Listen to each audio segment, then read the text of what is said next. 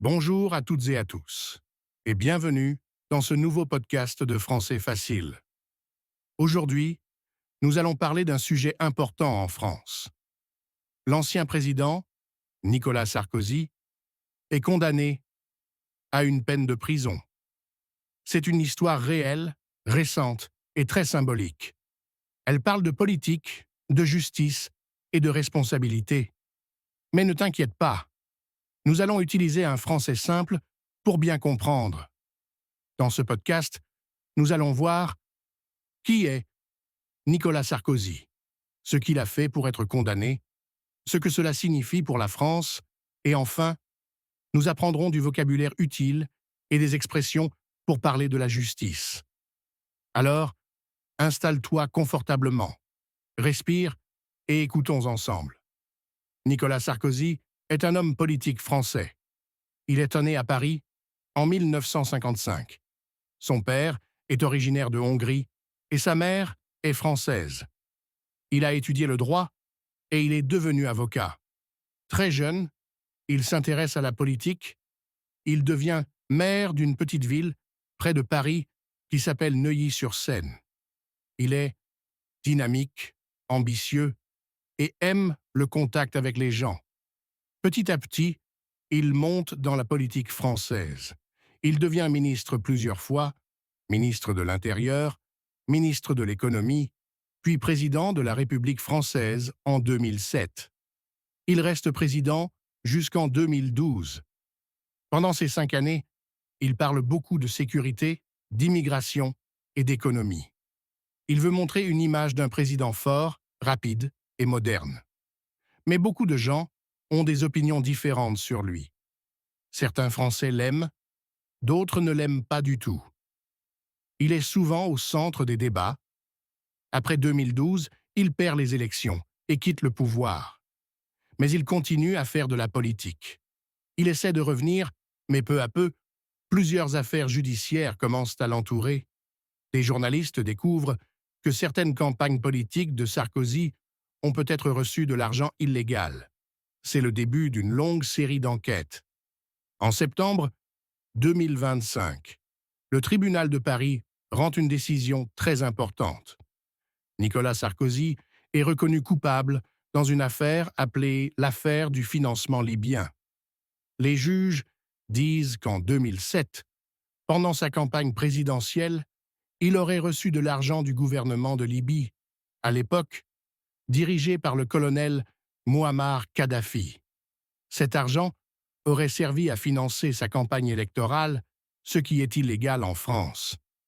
Le tribunal explique que les preuves sont nombreuses, des transferts d'argent suspects, des témoignages et des documents retrouvés par la police. Sarkozy, lui, dit qu'il est innocent. Il dit qu'il n'a jamais pris d'argent étranger pour sa campagne. Mais les juges ne sont pas d'accord. La peine est lourde. 5 ans de prison, dont une partie ferme. C'est-à-dire qu'il doit vraiment aller en prison. C'est un événement historique, car jamais auparavant, un ancien président français n'avait reçu une telle peine. Bien sûr, Nicolas Sarkozy fait appel. Faire appel, cela veut dire qu'il demande un nouveau procès, dans une cour plus haute, pour essayer de changer la décision. Mais en attendant, il doit commencer à exécuter sa peine. Cette nouvelle fait le tour du monde. Les journaux, la télévision et les réseaux sociaux en parlent partout. Certains Français sont choqués, d'autres pensent que c'est juste.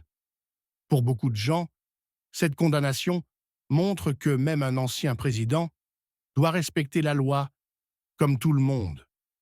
Cette condamnation a une grande importance. Elle montre que la justice est indépendante. Même une personne très puissante peut être jugée et punie. Beaucoup de citoyens français se posent des questions. Peut-on encore faire confiance aux hommes politiques? Est-ce que la politique française est honnête? Est-ce que cela va changer quelque chose dans le futur? Certains disent que c'est un signal fort. Cela veut dire que les lois sont les mêmes pour tous. D'autres pensent que c'est triste pour l'image de la France, car cela montre que la corruption existe encore. Mais d'un point de vue démocratique, c'est aussi une victoire de la justice. Personne n'est au-dessus des lois. Et c'est un message important à retenir pour tous les citoyens. Voici quelques mots et expressions que nous avons utilisés dans ce podcast. Tu peux les écouter attentivement pour enrichir ton vocabulaire. Une condamnation, quand une personne reçoit une peine après un jugement. Être coupable, avoir fait quelque chose d'illégal. Être innocent, ne pas avoir commis le crime. Un tribunal, le lieu où les juges travaillent, faire appel, demander un nouveau jugement après une condamnation. Une campagne électorale, la période avant les élections, quand les candidats cherchent des votes. Le financement, l'argent utilisé pour un projet ou une campagne. La corruption, quand quelqu'un reçoit de l'argent pour faire quelque chose d'illégal ou injuste. La justice, le système qui applique les lois.